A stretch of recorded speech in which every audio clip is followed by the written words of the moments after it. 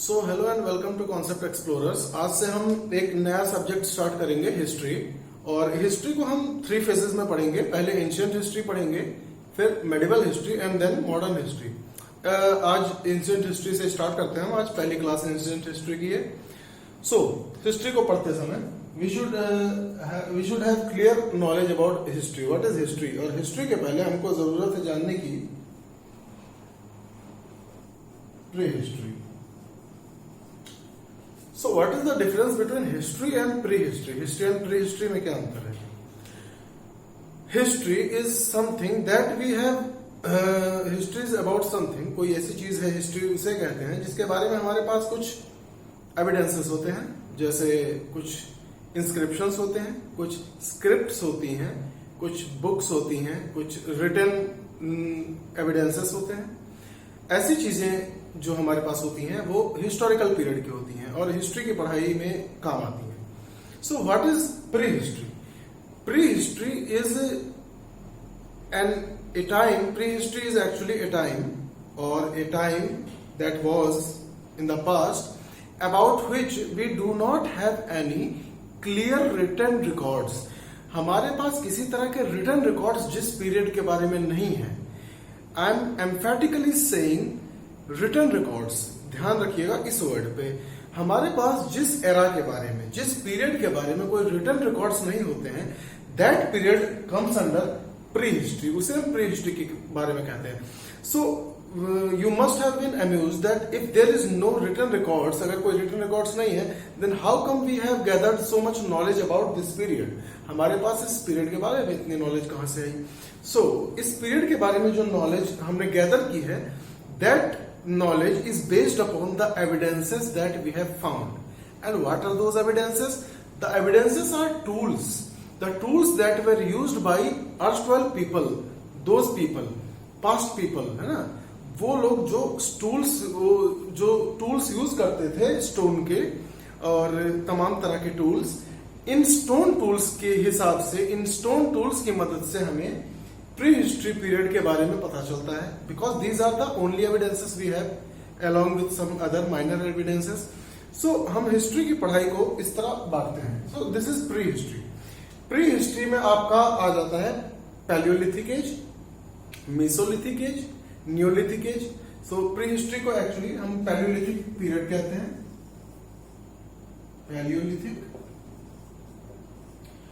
सो Palaeolithic जो इंसान है, सो जैसे ह्यूमंस हैं, वो सबसे पहले जो पृथ्वी पे दिखे थे वो प्लेस्टोसीन इपॉक में दिखे थे।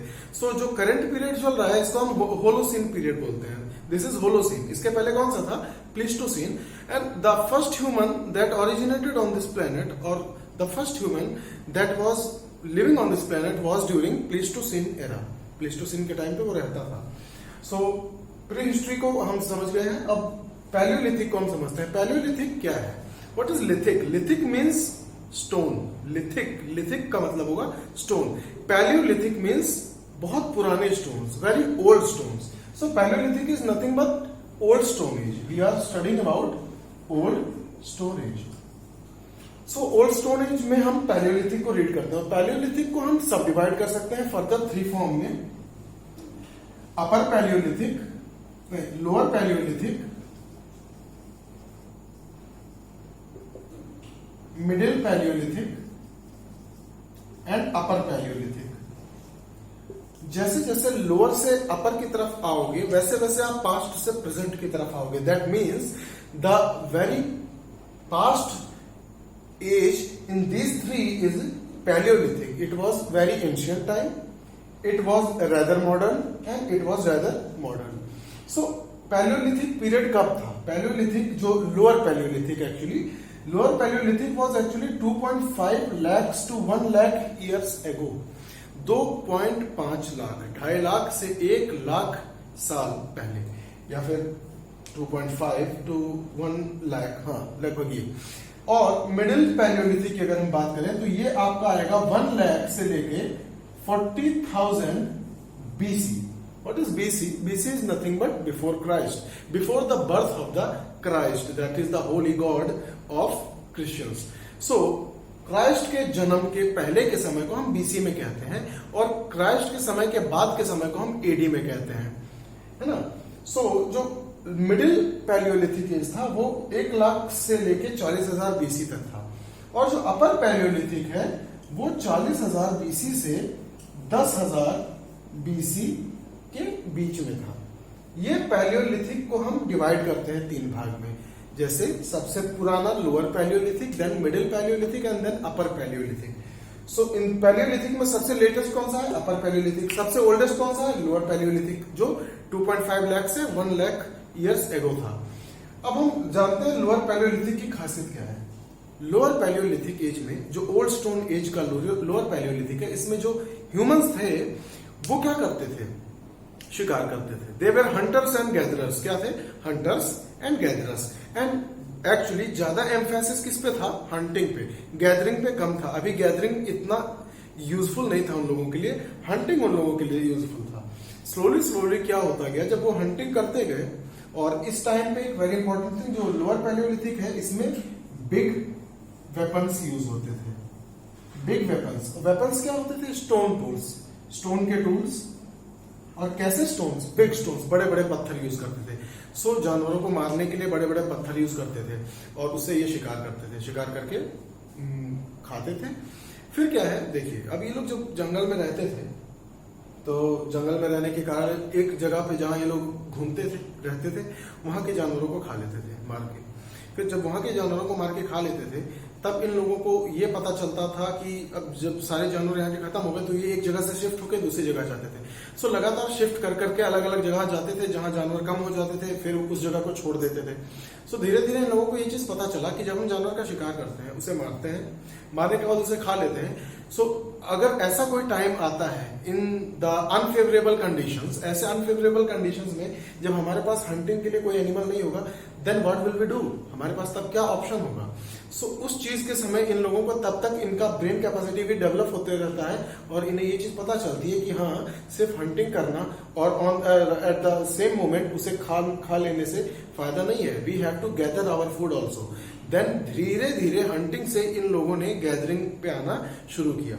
सो बहुत पहले क्या होता था? सिर्फ हंटिंग करते थे, जो किससे करते थे? Big weapons. और जो इंपॉर्टेंट वेपन्स इसमें होते थे, जिस चीज से ये लोग हंटिंग करते थे बहुत पहले समय में, वो होते थे स्टोन के एक्स, कुल्हाड़ी जो लकड़ी की बनी हुई थी, cleavers and choppers.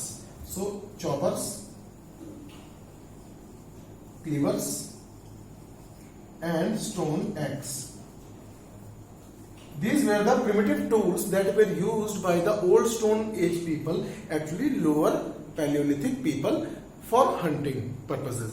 So hunting के काम के लिए इस तरह के tools ये लोग यूज करते थे, choppers, cleavers and stone axes. Then we will come to Middle Paleolithic, that is the transition between Lower Paleolithic and Upper Paleolithic. Middle Paleolithic age में क्या था? अभी भी big stones यूज करते थे ये लोग, पर जो वेपन्स थे उसमें थोड़ा बदलाव आया, जैसे ब्लेड्स एंड ब्यूरिन्स, ब्लेड्स एंड ब्यूरिन्स। ब्यूरिन्स भी एक तरह का औजार होता है। सो ब्लेड्स एंड ब्यूरिन्स को ये लोग यूज करते थे। और जो ब्लेड्स होता था, ये चीज याद रखना है आपको कि जो ब्लेड्स होता था वो किस शेप में होते थे? रेक्टेंगुलर शेप में। जो ब्लेड्स होते थे वो एक्चुअली रेक्टेंगुलर शेप में होते थे। सो ये रेक्टेंगुलर ब्लेड्स और ब्यूरिन्स यूज करते थे हंटिंग के लिए, along with big stones. So this is all about middle Paleolithic age. Then we will arrive at upper Paleolithic. So upper Paleolithic is the newest Paleolithic age, सबसे latest Paleolithic, जो 40,000 से 10,000 BC के बीच में था। और अपर Paleolithic as में क्या हुआ? वही ब्लेड्स यूज होते थे, बट ब्लेड्स का शेप चेंज हो गया था। Blades were early rectangular and now they were triangular. Blades triangular shape के यूज करने लगे ये लोग। साथ ही साथ स्टोन टूल्स तो यूज होते ही थे, और अब गैदरिंग्स भी करते थे। सो this is all about Palaeolithic. अब पैलियोलिथिक एज के बाद जो एज आता है, इसे हम कहते हैं मेसोलिथिक एज। और अब 10,000 BC तक तो पहुंच गया था आपका अपर पैलियोलिथिक। अब ये मेसोलिथिक था 9,000 BC से 4,000 BC. So Mesolithic period was 9,000 BC to 4,000 BC, and what was so striking about this period? इस पीरियड में क्या हुआ? हमेशा वही चलता आएगा, कुछ नई चीजें बदलेंगी, जरूर बदलेंगी। मीसोलिथिक पीरियड में जो टूल्स थे, जो वेपन्स थे, वो कैसे यूज होने लगे? Microlith. So lithic means stone, micro means small stone. अब बड़े पत्थरों से शिकार नहीं होता था, छोटे पत्थरों से शिकार होता था, नुकीला करके उन्हें औजार की तरह यूज करते थे।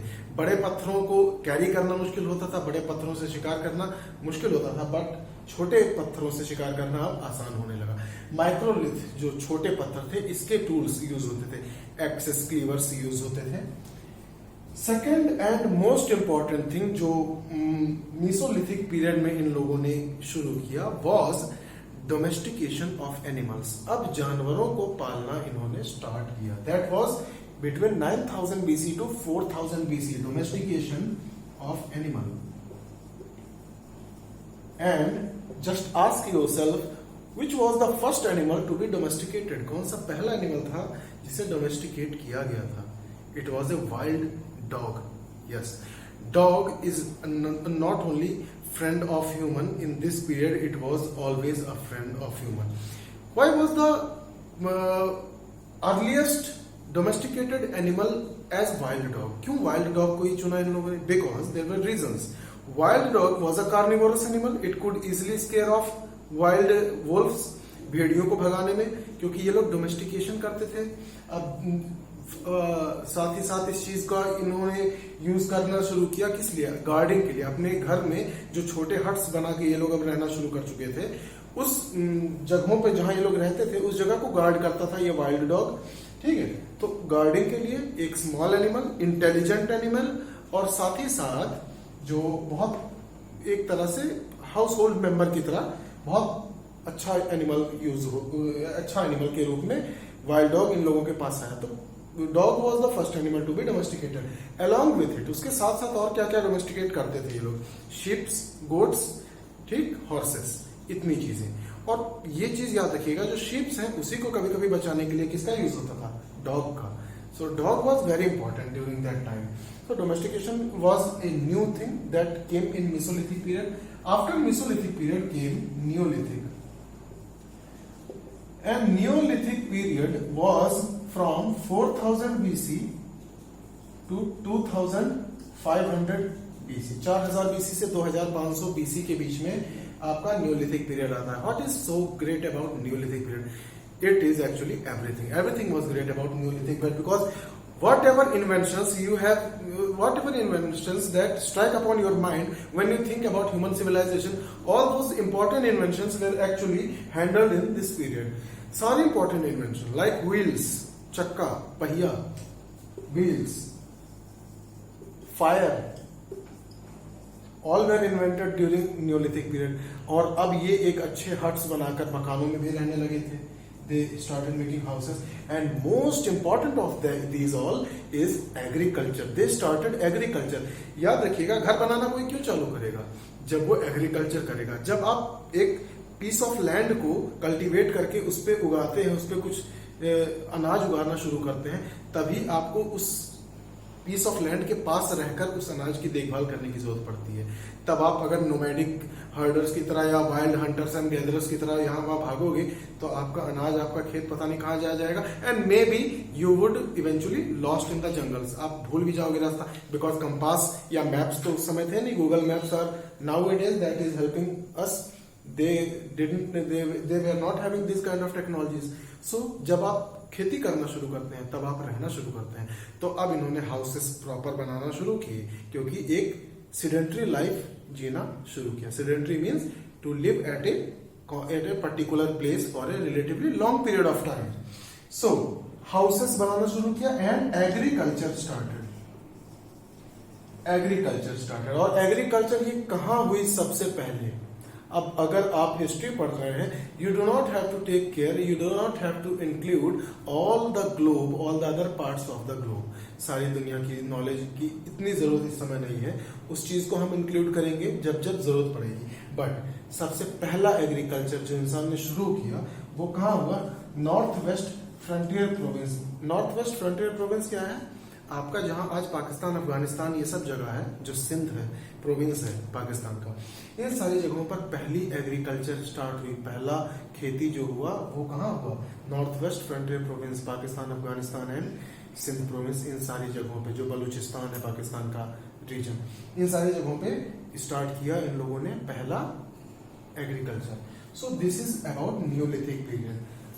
अब नियोलिथिक पीरियड के समय आप जान गए, आप 4000 बीसी से 2500 बीसी के बीच में आ गए हैं। अब आपका शुरू होता है प्रॉपर एक ऐसा पीरियड जिसकी स्टडी हम करते चलते हैं, जिसके बारे में हमने ज्यादातर सुना है। ये सारी चीजें लगभग बहुत कम सुनी हुई होती हैं।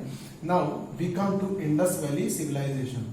इंडस वैली सिविलाइजेशन 2500 बीसी से, 2500 बीसी पे हमने छोड़ा था, 2500 बीसी से 2000 बीसी, अप्रोक्सीमेटली 500 ईयर्स तक ये सिविलाइजेशंस थी।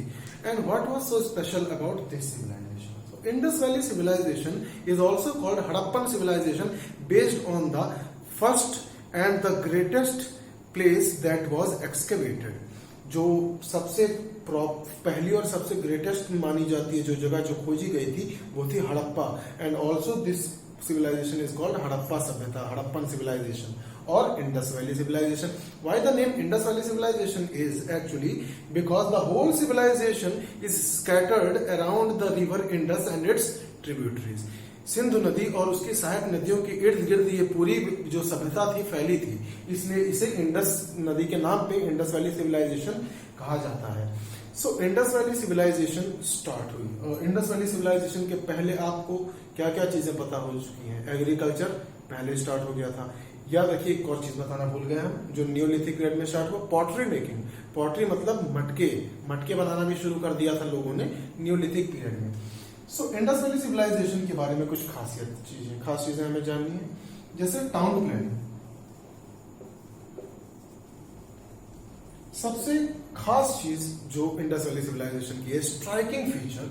सो actually what was I was going to tell about Indus Valley civilisation is, आज के समय में हम देखते हैं, हम शहर हैं हमारे पास और हमारे पास गांव भी हैं।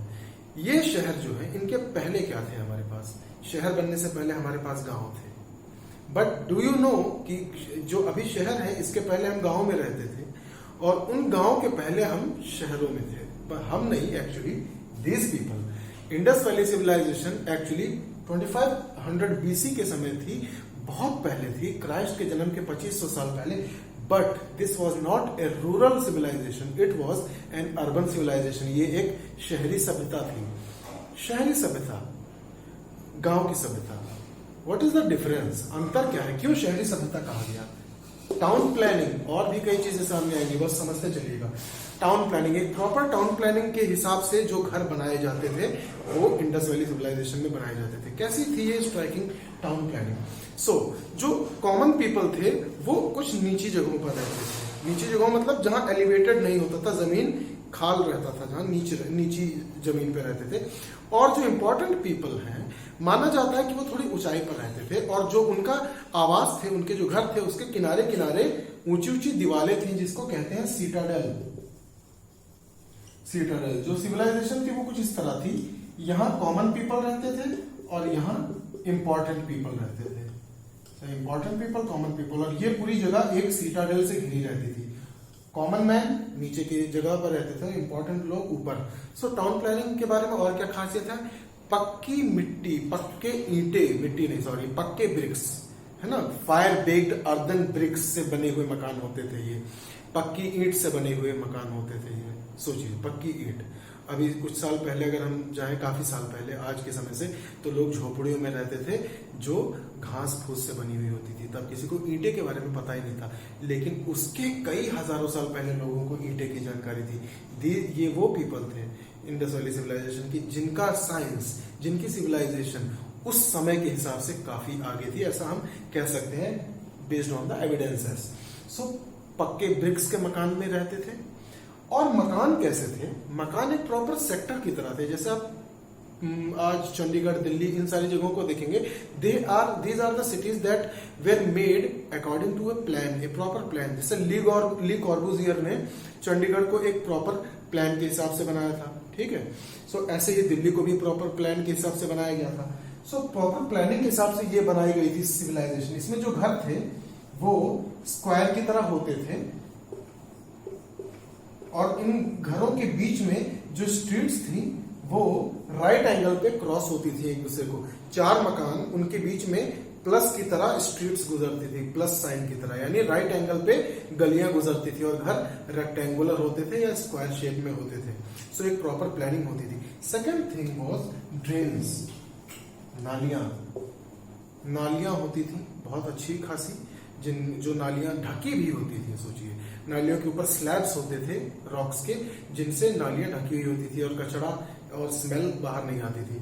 सो प्रॉपर एक नाली थी। ये नालियों का एक चैनल था, एक सिस्टम था। हर घर से एक पतली नाली निकलती थी जो 3-4 घरों के नालियों से मिलकर एक बड़ी नाली में तब्दील होती थी और ये बड़ी नाली आगे चलकर और एक बहुत बड़ी नाली में मिलती थी। So this was a whole system of drainage. एक ड्रेन्स का एक सिस्टम बना के रखा था इन लोगों ने प्रॉपर तरीके का।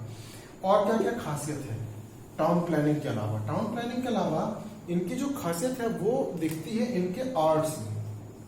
जो इनकी आर्ट्स थे और क्राफ्ट्स थे, like beads, seals and steatite और टेराकोटा। बीड्स क्या होते थे? बटन की तरह छोटे छोटे, जैसे जो बटन की तरह यूज होते थे, आभूषणों की तरह यूज होते थे, मिट्टी और रॉक्स से और कभी कभी बोन्स से बनते थे। कॉर्मेलियन यूज होता था और ऐसे ऐसे कुछ कुछ प्रीशियस थिंग्स यूज होती थी। और अगर हम ज्वेल्स की बात करें तो ये लोग वेल इक्विप्ड थे और इन्हें जानकारी थी किस किस इंपॉर्टेंट प्रीशियस मेटल्स के बारे में। सिल्वर, गोल्ड, कॉपर, इन सारी चीजों की जानकारी थी। और पूरी सिविलाइजेशन को इंडस वैली सिविलाइजेशन भी कहा जाता है, जो हम पढ़ते आ रहे हैं, हड़प्पा सिविलाइजेशन, और एक और नाम ब्रॉन्ज सिविलाइजेशन। ये ब्रॉन्ज एज थी। आपको ये चीज याद रखनी है कि पूरा भारत उस समय, पूरे भारत में एक अलग सिविलाइजेशन थी और नॉर्थ वेस्ट में जहां इंडस वैली थी यहां एक अलग सिविलाइजेशन थी। इंडस वैली में ब्रॉन्ज सिविलाइजेशन कहा जाता है, इसे ब्रॉन्ज एज कहा जाता है। और बाकी पूरे इंडिया में क्या थी? चैल्कोलिथिक पीरियड चल रहा था। चैल्कोलिथिक मतलब कॉपर प्लस स्टोन। बाकी इंडिया में चैल्कोलिथिक पीरियड था और यहाँ ब्रॉन्ज पीरियड था। सो ब्रॉन्ज की जानकारी, सॉरी कॉपर नहीं, ब्रॉन्ज की जानकारी। कहते हैं ब्रॉन्ज कैसे इन्होंने बनाया? ब्रॉन्ज क्या है? ब्रॉन्ज एक एलॉय है जिसमें 2 चीजें मिलती हैं, 2 मेटल्स से मिलके ब्रॉन्ज बनता है, टिन और कॉपर। सो याद रखिएगा ब्रॉन्ज बनाते कैसे थे ये लोग। कॉपर इन्हें मिलता था खेतरी माइंस राजस्थान से, वहां से कॉपर मिलता था। और टिन इंपोर्ट होता था अफगानिस्तान से। सो इंपोर्ट होता था का सीधा मतलब है ये लोग ट्रेड करते थे। ट्रेड भी इनका बहुत ही अच्छा और फ्लरिशिंग था। एग्जैक्टली ट्रेड के लिए। और ये लोग सी रूट का भी यूज करते थे। जैसे जो इंपॉर्टेंट सिविलाइजेशन पहले हम जान रहे थे, कौन कौन सी जगहें थी जो इंपॉर्टेंट थी हड़प्पन सिविलाइजेशन को लेके, और इस सेशन को यहां रोकते हैं। सो इंपॉर्टेंट प्लेसेस और important regions of Indus Valley civilisation. Most important Harappa, second Mohenjodaro. Harappa कहां है? Sindh province Pakistan. Mohenjodaro Sindh province Pakistan. Third Lothal Gujarat coast के पास। और यहीं से ये लोग समुद्री यात्रा करते थे ट्रेड करने के लिए, व्यापार करने के लिए। व्यापार किस तरह का होता था अगर कोई पूछे तो व्यापार किस तरह का होता था? पैसा नहीं था, there were no currencies, there were no token money, there was not any punch marked coin, there were not any copper coin और एनी मेटल कॉइन। किसी तरह का कॉइन या करेंसी नहीं थी। जो ट्रेड था वो बार्टर सिस्टम से होता था। मैं तुम्हें पेन देता हूं, तुम मुझे पेंसिल दो। कमोडिटीज एक्सचेंज होती थी, सामान के बदले सामान। और ये ट्रेड किन कंट्रीज से होता था? Mesopotamia, very important is Mesopotamia. Mesopotamia से सबसे ज्यादा ट्रेड होता था। अफगानिस्तान, ईरान की सिविलाइजेशन और चाइनीज सिविलाइजेशन, इन सारी सिविलाइजेशन के साथ इनका ट्रेड होता था। सो लोथल क्या था? एक ट्रेड करने वाला डॉकयार्ड था। यहाँ एक डॉकयार्ड मिला था। फोर्थ इज बवाली। बवाली कहाँ है? बवाली है आपका हरियाणा में। 5वां कालीबंगन। कालीबंगन आपका राजस्थान में है। 6th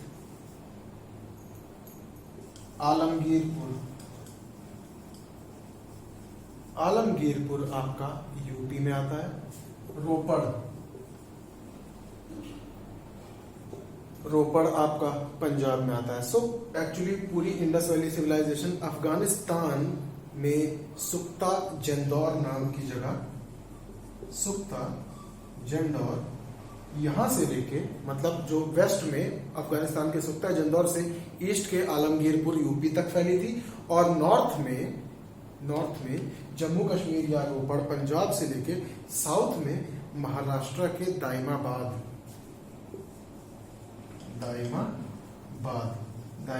तक ये सिविलाइजेशन फैली थी। ये इसका west east north south extension था। इसके बारे में हम और आगे नेक्स्ट क्लास में पढ़ेंगे।